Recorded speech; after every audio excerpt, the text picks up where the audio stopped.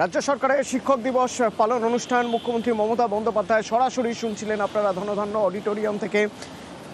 এবার আসা যাক এসএসসি প্রসঙ্গে। এসএসসি নিয়ে রাজ্যকে তুলোধনা করল সুপ্রিম কোর্ট। সুপ্রিম কোর্ট অযোগ্যদের হয়ে কেন এজি সওয়াল করছেন এই প্রশ্ন তুলে দিল সুপ্রিম কোর্ট। মৈত্রী রয়েছে আমার সঙ্গে। মৈত্রী, কি হলো আজ শীর্ষ আদালতে? দেখো, আজকে সঞ্জয় কুমারের বেঞ্চের এক বিশেষভাবে সক্ষম প্রার্থী সহ মোট 3 জন প্রার্থীর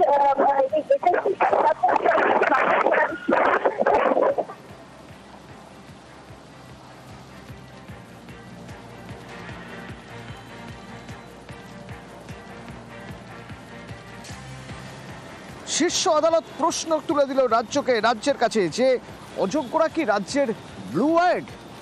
অযোগ্যদের হয়ে কেন এজি সওয়াল করছেন? অ্যাডভোকেট জেনারেল কেন সওয়াল করছেন? মৈত্রী, তোমার কথা স্পষ্ট শোনা যাচ্ছিল না। মৈত্রী, বিচারপতি আজকে রাজ্যের অবস্থানকে শকিং বললেন, কেন, কি পর্যবেক্ষণ তার?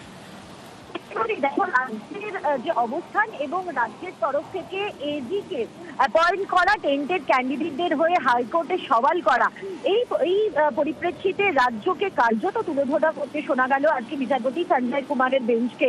বিচারপতি সঞ্জয় কুমার বলেন, তিনি প্রশ্ন করেন যে আপনাদের কতটা ব্লু আইড বয় এই টেন্টেড ক্যান্ডিডেটরা যে তাদেরকে নতুন করে আবার স্মাগল করানোর জন্য আপনারা এজি কে দিয়ে সওয়াল করাচ্ছেন।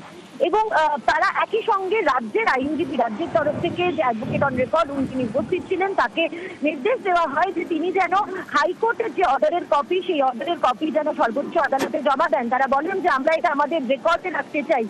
অর্থাৎ এই যে এজি কে টেন্টেড ক্যান্ডিডেটদের হয়ে দাঁড় করানোর ক্ষেত্রে এবং সওয়াল করানোর ক্ষেত্রে সর্বোচ্চ আদালত যে অসন্তুষ্ট, সেটা আজকে ব্যর্থহীন ভাষায় তারা বুঝিয়ে দেন। তারা বলেন যে এই ঘটনা শকিং। তারা বলেন যে এত মানুষের, এত বহু জনের জীবন নষ্ট করেছে সরকার, এবং এখন যখন পরীক্ষা হতে চলেছে তখন আবার টেন্টেড ক্যান্ডিডেটদেরকে স্মাগল করার চেষ্টা করছে, এবং সেই কারণে এই পদক্ষেপ করা হচ্ছে।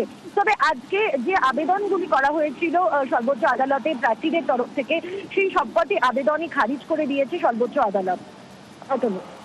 ধন্যবাদ। এদিকে হাইকোর্টের ছবিও যদি আমরা দেখি, হাইকোর্টেও অযোগ্য তালিকা চ্যালেঞ্জ যে মামলা, এসএসসির অযোগ্য তালিকা চ্যালেঞ্জ মামলা খারিজ করে দেওয়া হলো। হাইকোর্ট চত্বর থেকে অর্ণব রয়েছে, আরো বিস্তারিত বলতে পারবে আমাকে অর্ণব?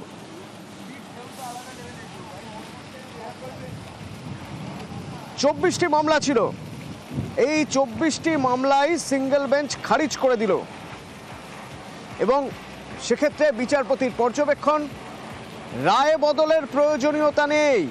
আগেই অযোগ্য তালিকা নিয়ে আদালত রায় দিয়েছে, সেই রায় বদলের প্রয়োজনীয়তা নেই।